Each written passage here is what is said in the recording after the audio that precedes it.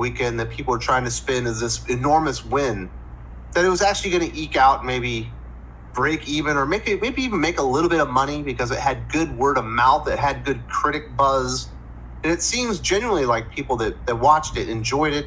All the friends that I have that like superhero movies that saw Thunderbolts, they didn't love the movie, they didn't think it was great, but they liked it. I've seen a good portion of it. It's a fine movie. The David Harbour Red Guardian stuff is pretty good. I like White Widow, so it had some stuff going for it. Didn't really have a lot of superstars in the movie other than maybe Winter Soldier, if you want to consider him like a star kind of attraction within the MCU itself. But in the past, just having a good MCU movie was enough to make money.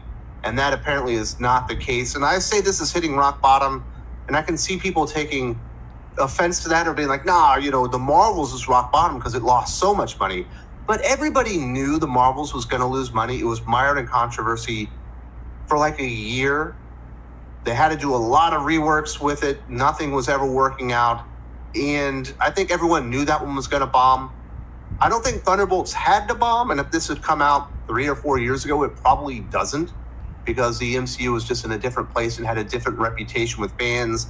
I just think there are a lot of people that have basically bowed out and aren't even giving MCU movies a chance unless it's like an enormous cameo fest.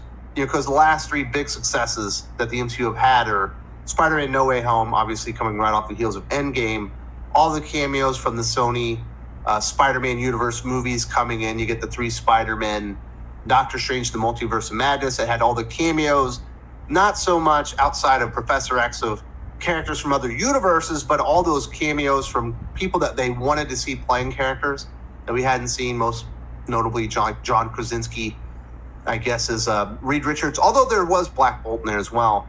But then you get to Deadpool and Wolverine, another cameo fest, bringing in even more Fox Studio, X-Men movie characters in there, and they were all pretty big successes. But without that, it doesn't feel like there's a lot of legs for the MCU right now, and nobody really trusts it. So let's talk about all these details and the money that they're losing on this one. Marvel Studios' latest release, Thunderbolts, has officially joined the growing list of MCU box office disappointments. The film pulled in an estimated $378 million